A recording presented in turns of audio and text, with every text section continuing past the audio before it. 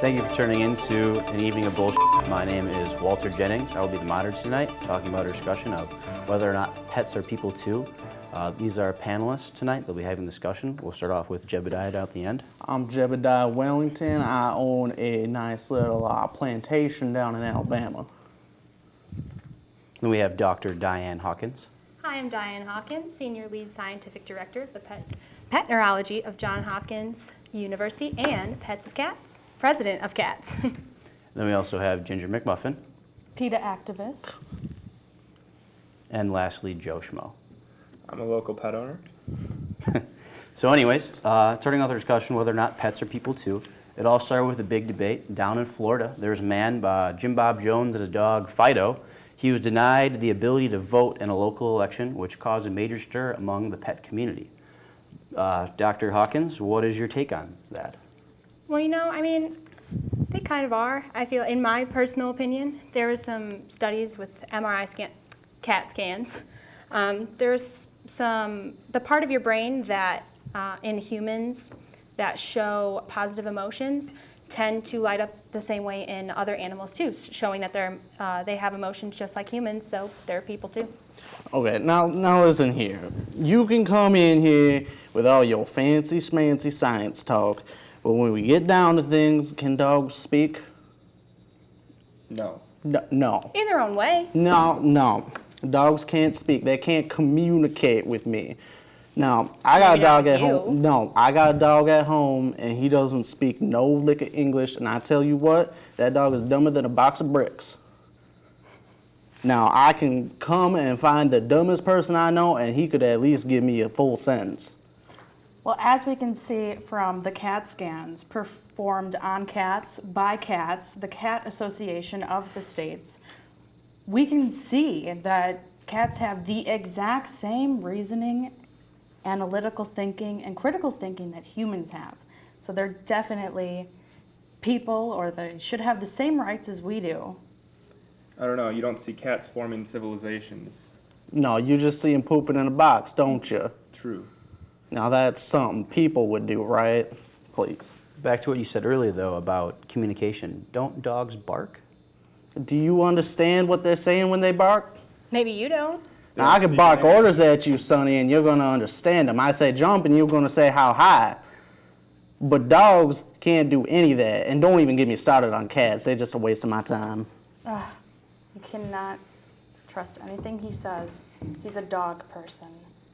So would you say overall, then, that maybe the civil rights of animals partake from it not being, or as far as not being able to vote, their rights have been violated? The civil rights, my dog's got a house, and it's got food. What more rights does that dog need? Well, actually, there's a man by the name of David Grimm, professor at University of Colorado. He wrote a book called Citizen Canine, Our Evolving Relationship with Cats and Dogs.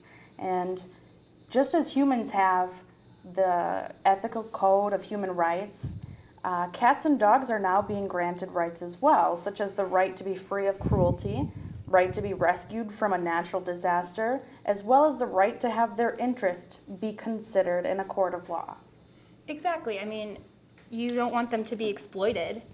Would you want... What kind of lawsuit is a dog going to get into? I don't see dogs rioting in the streets because they feel like the civil rights have been violated. Yeah, the dog, who's taking a dog to court?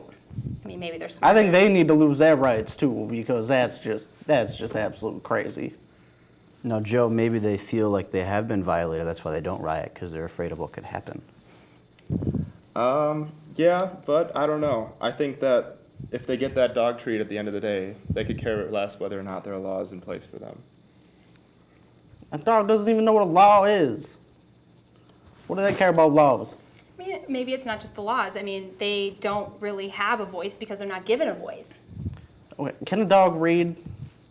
Well, What if you if they think about it. Can you read? I can read just fine. I got my book learning. Now, you understand right now, dogs can't read. They don't even have opposable thumbs. They can't even pick up the book to read the book.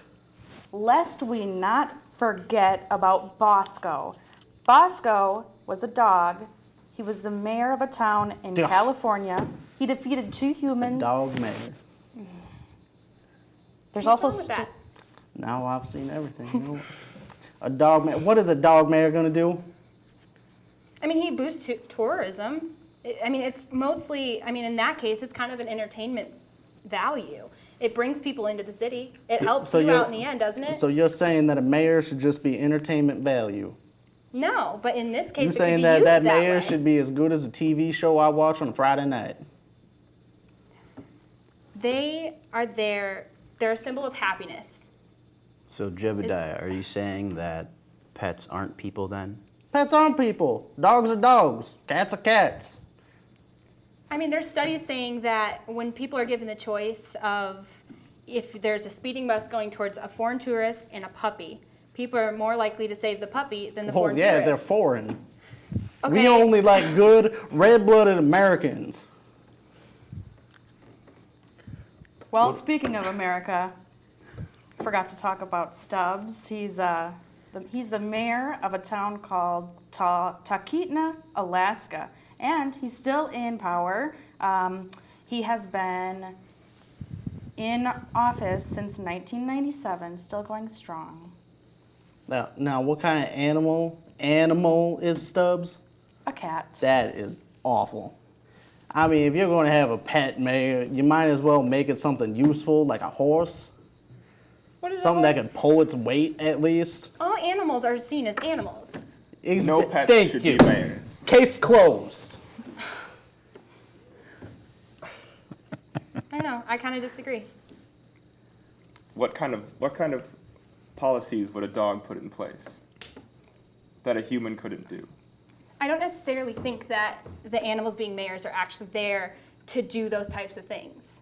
I think, and also, their owners probably play a pretty big role in helping the dogs or cats decide what policies to put in place, what to veto. Sort of like a legal guardian, would you say? Like a young teenager? I would say so. I mean, everybody needs some help all the time. You're not always on your own. Everybody has someone helping them out. Now hold on here. If I have a son, he's going to school. My dog isn't going to the same school. He goes to obedience school to make sure that he knows where his place is. Well, in a sense, I guess you could say humans are trained too, so wouldn't you say that's a form of training? I mean, animals are trained, they obey. In school, we obey. Yes, however, they don't contribute to our society in any way aside from companionship. I mean, they lick themselves every once in a while, but that's about it. Agreed. True, true. What about animals not being allowed in certain places like hotels and other places like that? They should not be allowed in these places because they don't have etiquette. They can be noisy, they can be messy. They don't care about if people are talking somewhere, they can interrupt conversations. There's places where they don't belong. What about service animals? Service Those help animals, people? Service animals are doing their job. They're still animals. So they- I mean, so you're they should be contradicting allowed. yourself here. No, service animals are an exception to that rule. Oh, so there's exceptions now. There are Let me pose a question to you. Now, say you're at a fancy restaurant, right? All of a sudden, you gotta go to the bathroom. Now, would you like it if a cat or a dog came crawling under that stall where you're taking a tinkle and started, sniffing your leg? Well, no, but a human could do just the same. What's to say they I won't? think it might be a little more unwieldy for a human to crawl under that stall. It could happen. Now, you were talking about this fancy restaurant.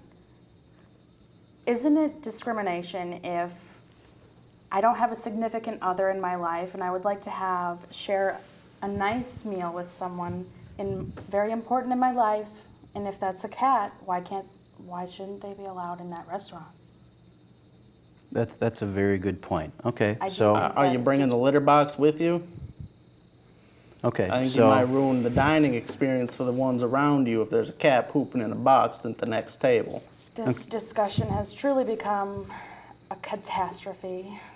okay, so that wraps up our discussion. Jebediah, you want to explain your standpoints?